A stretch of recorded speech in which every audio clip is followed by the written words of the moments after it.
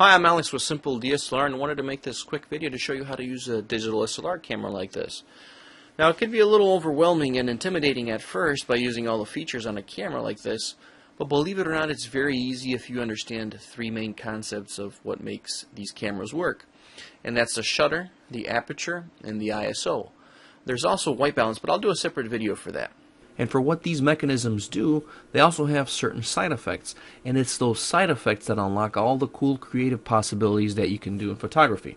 For example, the shutter controls duration, and the side effect of that is motion blur.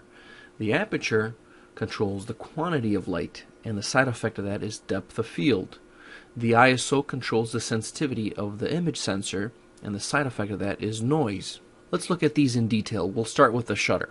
The easiest way to take control over just a shutter is to put the camera into shutter priority mode on the mode dial. And that's TV for Canons, which stands for time value, and S for shutter on the Nikons. So when you put your camera into shutter priority mode, what happens is you take control over just the shutter, and your camera figures out your aperture and your ISO automatically in order to produce the correct brightness level in your image. And by the way, that brightness level is called exposure. The other priority mode, AV for Canons or A for Nikons, the aperture priority mode, does the same thing but for the aperture. You take control over the aperture manually and the camera figures out shutter and ISO automatically for you. Now be aware that on some cameras the ISO setting is not automatic unless you put it in automatic mode. So check your manual to see if your camera has a fully automatic ISO setting or if you have to manually set that even if you're in one of the priority modes. The manual mode gives you control over everything manually, so you're going to have to use your camera's light meter in order to make sure that you've set the proper exposure for your image.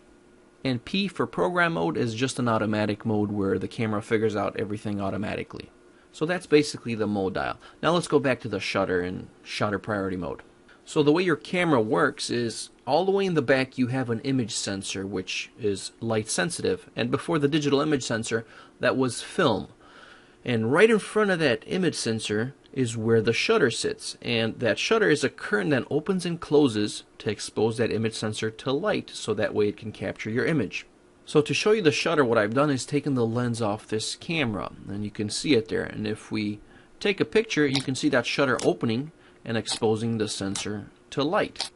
So when you're adjusting your shutter settings in shutter priority mode, what you're really adjusting is the duration that that curtain is open and exposes the sensor to light. Now if we look at our LCD screen of our camera, we're going to see a set of numbers. The first set of numbers is the shutter speed. You can also see these numbers if you look through the camera's viewfinder. They'll be at the bottom or on the side somewhere. And these numbers represent fractions of a second. So right now we're set to 1/80th of a second. And that's a very small amount of time. So if we take the picture like that, the shutter opens for 1/80th of a second and we can barely see it here. But if we lower it to, let's say, 1/4 of a second, it's going to be open for a longer period of time, 1/4 of a second. If we take a picture like that, you can briefly see it there. But if we go to an even more of an extreme, let's go to 2 seconds, for example. If we take the picture like that, you'll see that shutter being open for 2 seconds. And that's all the shutter settings do. They control the amount of time that the shutter is open and exposes the sensor to light.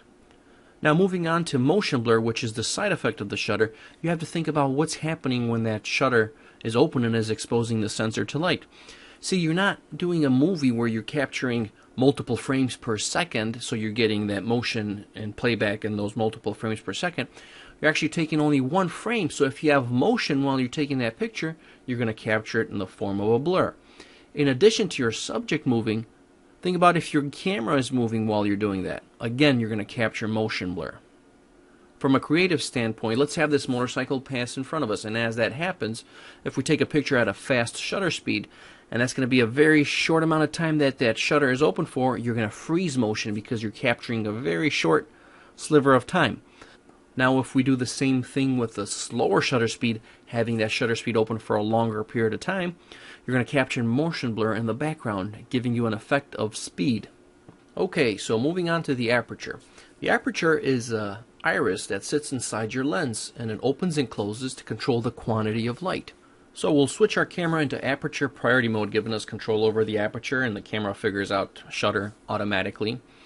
And it's the second set of numbers that are the aperture numbers. And bigger numbers will mean that you have a smaller opening of the iris, as you see here.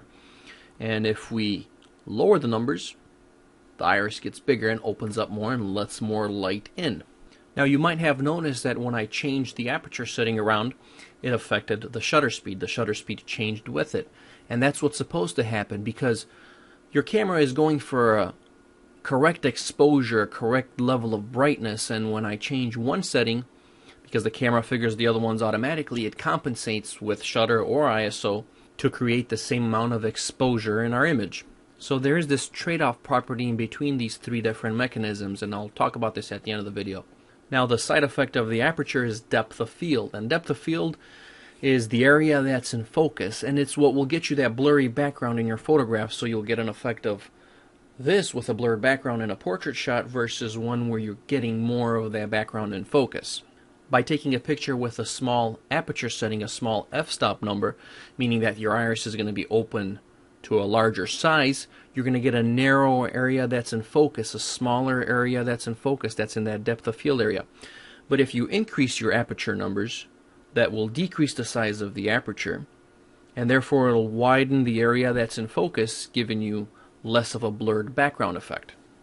If I take a picture with a high f-stop number, a high aperture setting, like this, we're going to get more in focus. The background is in focus, the foreground is in focus. But if we lower that aperture setting to a smaller number, meaning that the aperture size will be bigger, and take the picture like that, we're going to have a blurred foreground and background, making a smaller area that's in focus, a smaller depth of field area. And the final mechanism that we can control is the ISO. The ISO is a way to make the image sensor more sensitive. So if you dial higher ISO numbers, you're going to make that image more sensitive to light. Now the side effect of high ISO settings is noise. And noise is less of a desired, a creative side effect, and is more of a undesired effect that you have to deal with when you're taking pictures at high ISO settings. And when you take pictures with high ISO settings, you lose the quality in your image. You get these artifacts and loss of detail. And the reason you would need to take pictures at high ISO settings is, for example, when you're in low light conditions, you want to make the image sensor more sensitive to light, so you're able to trade that off for shutter speed. So that way when you're taking an image, you're not susceptible to motion blur at lower shutter speed. So you're trading that off. You're buying yourself more shutter speed by making the image sensor more sensitive, but having to deal with noise in your images. And this leads me into that trade-off property that I mentioned to earlier in between these three mechanisms. So there's a relationship between these three mechanisms. If you're leaning more towards one of these mechanisms' side effect, you're going to have to give from the other two in order to maintain the same level of brightness, the same level of exposure. And you have to keep that in mind, because all these three mechanisms do is they control how much light is being absorbed by the image sensor. You've got the shutter, which controls duration, aperture controls quantity, and ISO controls the sensitivity of the image sensor.